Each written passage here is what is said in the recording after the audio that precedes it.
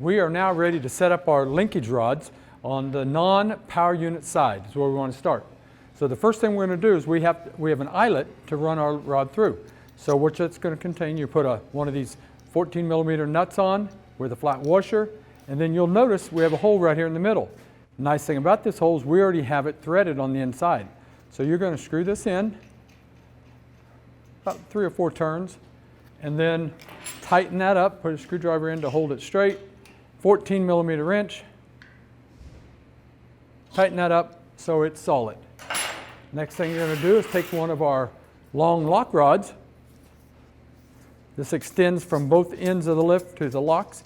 You got to take off one of the nuts, run it through the eyelet, put the nut back on it,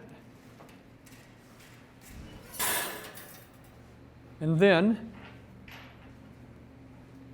you need a heim end. This is the heim joint. What we're going to do is attach this to the end of the threaded rod, like so. And then we have our shoulder bolt. Once you put the lock washer on, that's going to give us a distance between the heim and the lock itself. So you'll put this on, use an Allen wrench, number 6 millimeter Allen wrench, or you can use a socket driver. And again, if you have electric impact, much quicker to use that as well. Tighten that up, and that washer that you put back behind there, what that does, see, it still allows for your heim to swivel in place.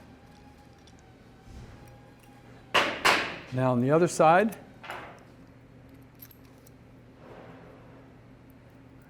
you have your bolt, lock washer.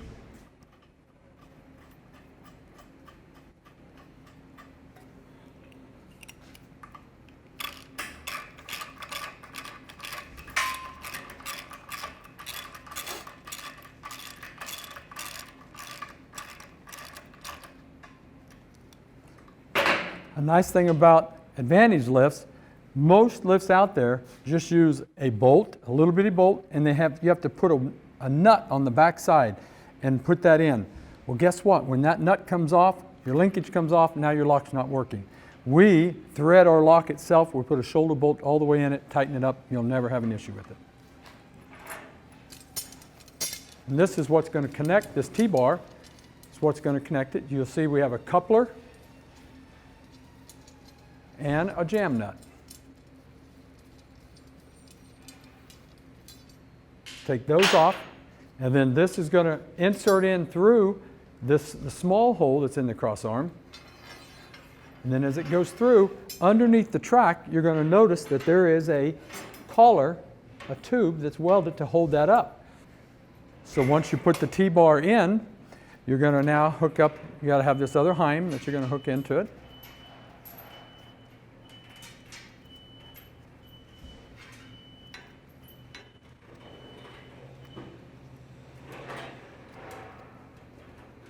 Now what you're going to do here, this is an important part. You want to have this T-bar set right. And so there's 12 o'clock, there's just a little bit after 12. We want these set, adjust your heims to where this bracket's going to be just past 12 o'clock, like it's sitting there. And then what we're going to do is take a bolt,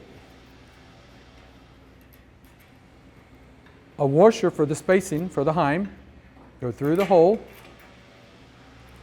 and then we have a washer and a nut.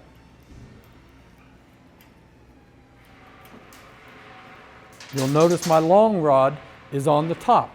So this is the long rod, it's on the top of this T-bar. And then my short bar here is going to be on the bottom. And so again, so simple. If you set the T-bar the way you need it, then adjust your rods to it, you won't have no trouble with your linkage rods.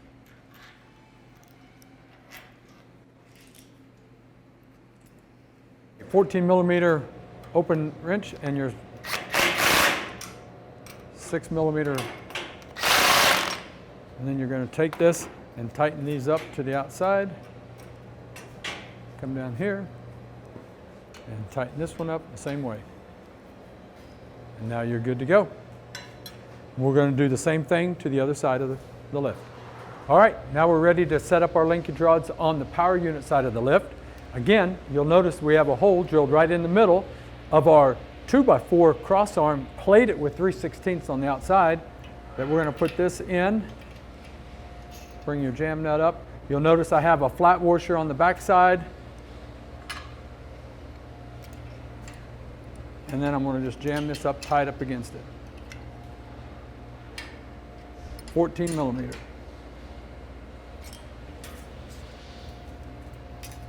And on our long rod, we're going to pull that out, take the nut off, put the nut back on.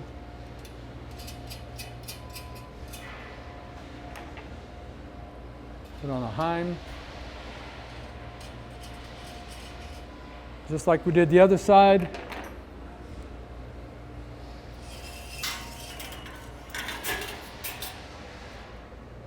We do the bolt, a little lock washer to give a space, and then into our threaded hole. And I'm cheating this time because I'm using an impact. And how easy is that?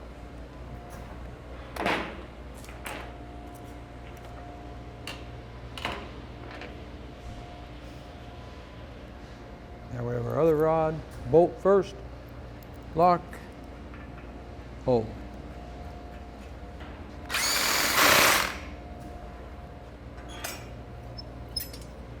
Now we're ready to put in our lock handle. Now you notice something here. You might be in a garage that didn't have that 5 foot that I talked about at the very first of the video. It's because your garage isn't deep enough. So what you want to make sure is you pull away from the front enough to be able to allow to get that rod in, because you can always, at the garage door, you can always open that door to be able to insert your rod. So Jay's going to open the door. And now that gives us plenty of room to insert the rod. Hit our hole underneath of the runway as well.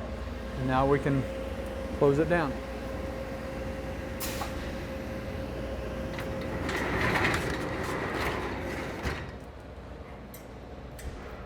So there's always a way to work around it.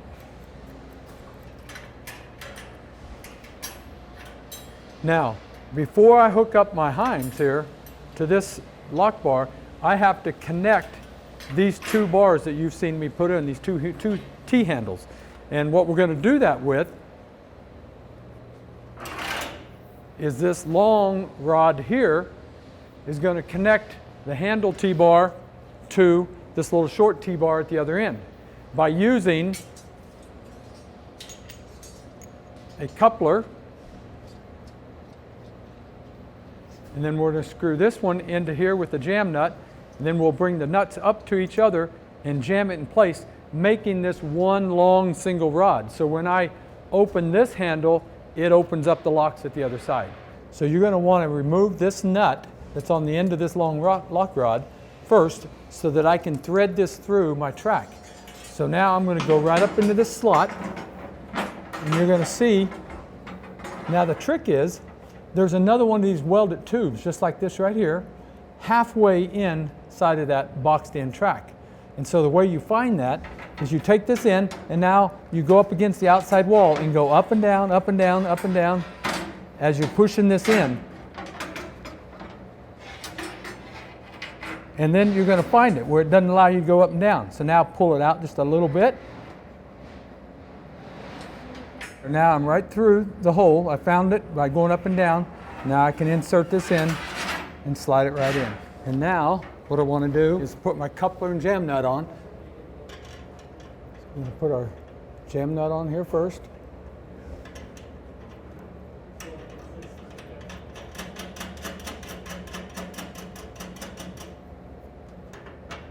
Coupler.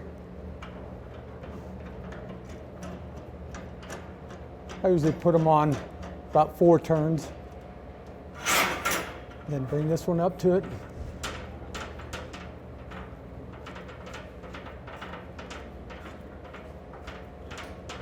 Get this one started. I only put this in about 3/4 threads. I don't want to tighten these all the way up at this point. I'm leaving these loose because we're going to adjust this after we get it all connected. So now we're going to go to the other end, put in our coupling and our 2 jam nuts as well. So now we're at the power unit end. Put on the jam nut. Put on the coupler.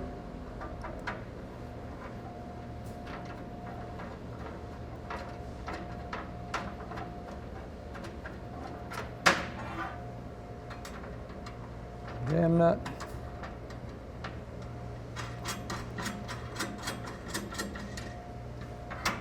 And join them together.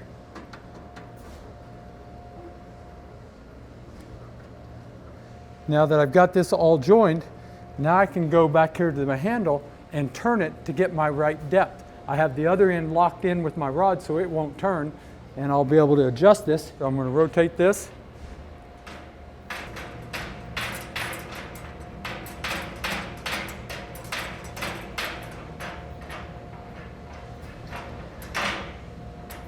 So now I've tightened this up. I want to leave just enough slack in this where it's just got a little bit of movement in it. Not much, but just a little bit. And then now I'm going to set my T-bar. I want it, instead of being straight up noon, I want it just before noon on this one. So I'm going to adjust my linkage so that that comes just before noon. Okay? Now on this one, I want to do a little bit of a shim here, because what's going to happen is you're going to have an extra nut inside your package. So I'm going to put one of the 14mm nuts on first. Okay, I'm going to run it all the way to the back of this nut. It's going to shorten this bolt up a little bit. And then I'm going to push it through my lock. I'm going to use the washer like I did before, and then put it through. And then I have a washer and a nut that goes on the back side. What this is going to do, that shortens this up. So when I open this up, and I'll show you in a little bit, this T-rod rotates.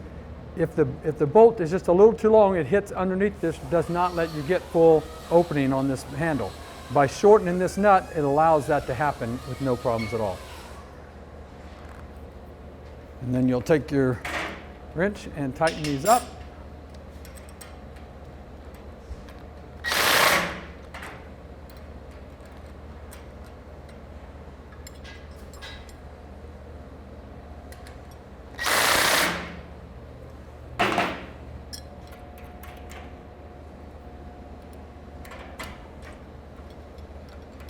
Linkage rod is all set to the dimension it needs.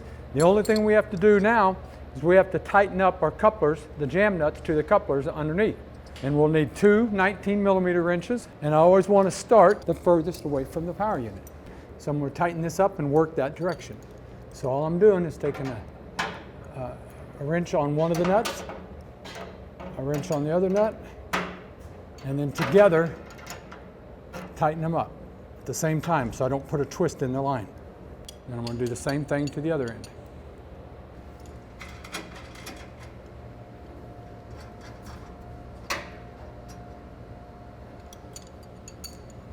So again, I'll put the 19mm wrench on there, one on the other side,